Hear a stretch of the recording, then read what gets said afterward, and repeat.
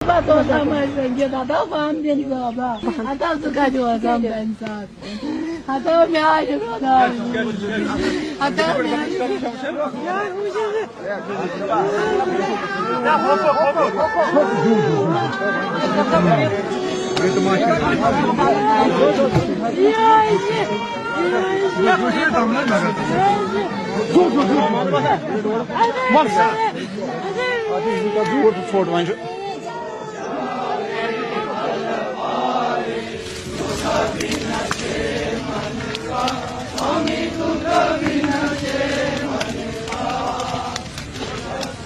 A year before I went to Pakistan, I was in Kashmir, where a minuscule minority community has been almost entirely wiped. एक मुसलमान का नाम बता दीजिए जिसको किसी कश्मीरी पंडित ने मारा हो। एक अपवाद स्वरूप एक मुसलमान का नाम बता दीजिए पिछले 30 सालों में, 32 सालों में, 50 सालों में। मैं कहता हूं कि जितने कश्मीरी हिंदू मारे गए उन सबके कातिल मुसलमान थे। एक एक के कातिल मुसलमान थे। जितने बलात्कार हुए मुसलमानों ने किए, जितने घर लूटे गए, मंदिर तोड़े गए, मुसलमानों ने तोड़े। आप मुझे झूठा साबित कीजिए। He calls himself a soldier of the Kashmir Liberation Front. His name is Farooq Dar. His brown belt gives him the nickname Bitta Karate. He admits to killing 20 people, most of them Kashmiri Pandits. His 3 Muslim victims included a girl, Dolly, not older than 15. Discussing the murders he committed, did Bitta Karate have any regrets about killing innocent people? I was shocked to find the answer. Here's my report. पहला कत्ल कब किया आपने? मैं भी सोचा हूँ पहला मर्डर मैंने सतीश को मारा। सतीश कौन? सतीश कुमार टिक्कू। टिक्कू कौन था ये? मुझे ऊपर से मतलब ऑर्डर दिया गया कि उसको हिट करो, मैंने किया। कौन था ये? पंडित लड़का। सिर्फ इसलिए कि पंडित था? नहीं, वो शायद आरएसएस का था। तो क्या आरएसएस का होना किसी के लिए गुनाह है? यानी अगर कोई आदमी आरएसएस का मेंबर हो तो आप उसे जान से मार डालेंगे? मैंने कहा ना, मुझे ऊपर से इंस्ट्रक्शन मिलता था कि फलानी को मारो। अगर मेरी जगह किसी और को मिल जाता कि फलानी को मारो, उसको मारना था। जिस लड़के ने, बिट्टा कराटे ने सतीश को जान से मारा, उसके लिए आप क्या सजा मुनासिब समझते हैं? क्या समझते हैं यार? बेटा तो मेरा कहाँ से यार वापस आएंगे तो क्या कहूँ?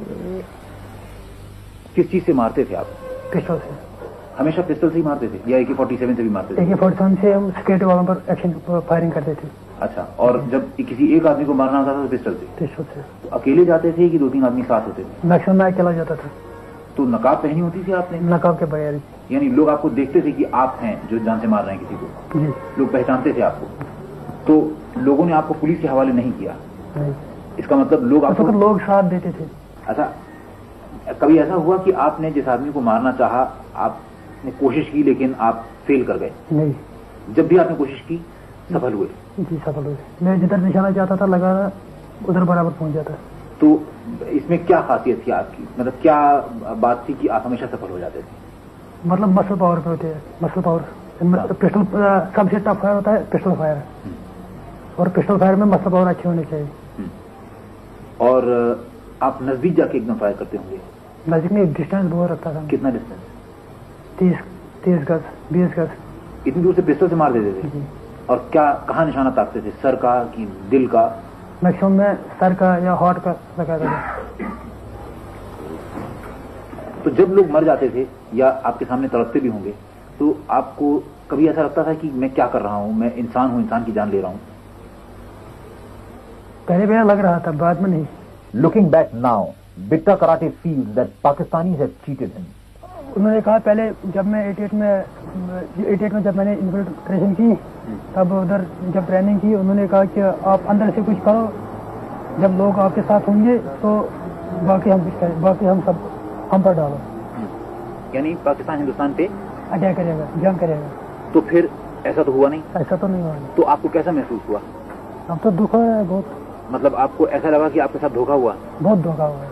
आपको लगता है कि जो रास्ता आप अख्तियार कर रहे हैं, मिलिटेंट्स अख्तियार कर रहे हैं, गोली चलाने का, बम ब्लास्ट करने का, मासूम लोगों की जानें लेने का, इससे जो आपका मकसद है कि हिंदुस्तान को तोड़ दें, कश्मीर को अलग कर दें हिंदुस्तान से, ये पूरा हो पाएगा? मेरे ख्याल में मुश्किल है कि नामुमकिन है? मुश्किल है, मुश्किल भी है और नामुमकिन भी है। तो फिर क्यों आप लोग ये रास्ता अख्तियार कर रहे हैं अगर आपका मकसद पूरा नहीं होने जा रहा है? अब मेरे भाइयों को ये चाहिए कि वो गवर्नमेंट से बातचीत करें। जो मिलिटेंट है उनको ये चाहिए कि अब गवर्नमेंट से बातचीत करें, क्योंकि उधर डकैती हो रही है, रैप्स हो रहे हैं। क्या हो रहा है? रैप्स हो रहे हैं उधर, रेप्स हो रहे हैं। किसके? वो तो लड़कियों के रैप्स हो रहे थे। कौन कर रहा है?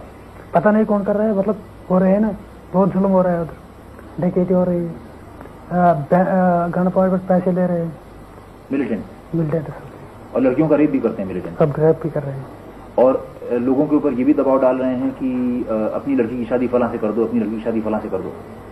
नहीं, उसके बारे में मुझे इल्म नहीं है। लेकिन ये आपकी जानकारी है कि मिलिटेंट्स लड़कियों को रेप करते हैं? नहीं कर रहे हैं और जोर से पैसे भी, गन पॉइंट से पैसे भी ले रहे हैं। क्या सजा होगी आपकी? जो देंगे वो भी मंजूर है। क्या लगता है आपको क्या सजा होगी आपकी? हो सकता है उम्र कैद हो जाए, हो सकता है फांसी भी हो सकती है। ज्यादा क्या संभावना है, पॉसिबिलिटी क्या है? मेरे दिमाग से फांसी हो सकती है। आपको कबूल है फांसी? ये कबूल है। This man, who is so casual about killing other people, clearly sees his own end in a misguided glory of martyrdom. What kind of a cause is this that dehumanizes a man so much that he is willing to kill his own mother? This is Manoj Raghuvanshi reporting for Newstrack. आप सोचिए, यासीन मलिक भी जो jail में है पिछले 5 साल से, वो एनआईए के हवाला के केस में है जो 2017 में रजिस्टर किया गया था। आप सोचिए, यासीन मलिक ने 4 इंडियन एयरफोर्स के लोगों को मारा। और कौन सा ऐसा देश होगा, और ये मेरे को शर्म आती है बोलते हुए, कौन सा देश होगा पूरे विश्व में जिसके आर्मी या एयरफोर्स के लोगों को मारा जाता है, निर्ममता से मारा जाता है, और आप 35 साल से उसका केस मतलब कर रहे हैं, घसीट रहे हैं। इसमें तो पूरा सिस्टम की धज्जियां उड़ जाती हैं ना बुरी तरीके से। घसीट ही नहीं, पीएम तक मिलते थे। आप सोचिए कि मनमोहन सिंह ने गले मिले यासीन मलिक से, अपने घर में 7 RCR में, अब जो LKM बन गया है, वहां पर बुलाया और बिरयानी खिलाई उनको। यासीन मलिक ने उन दिनों एक सफरे आजादी की थी क्योंकि उसको पैसा बहुत मिलता था। और मैं आपको स्पष्ट कर दूं, यासीन मलिक को जो पैसा मिलता था वो पाकिस्तान से तो मिलता था, हिंदुस्तान से भी मिलता था। इंटेलिजेंस ब्यूरो यासीन मलिक को पैसा देता था और उनको लगता था कि ये हमारे लिए काम करेगा कश्मीर में और हम जैसा कहेंगे वैसा करेगा। तो ये भी एक स्टडी मोदी सरकार को करना चाहिए कि कौन ऐसे लोग थे इंडियन इंटेलिजेंस में जो यासीन मलिक को पैसा देते थे, जो यासीन मलिक का समर्थन करते थे। यासीन मलिक का किडनी में प्रॉब्लम होता था, हार्ट में प्रॉब्लम होता था, आंख में प्रॉब्लम होता था, तो दिल्ली में उसको सुविधा मिलती थी, होटल में रुकाया जाता था, सिक्योरिटी दी जाती थी और बाकी चीजें मुहैया करी जाती थी। अमेरिका भी लेके गए यासीन मलिक को। तो ऐसे कौन से लोग थे जो मदद कर रहे थे हिंदुस्तान की सरकार में? इसका क्यों नहीं ऑडिट होता? क्योंकि अगर आपको कश्मीर को बदलना है और एक पॉलिसी रणनीति पूरी तरीके से बदलनी है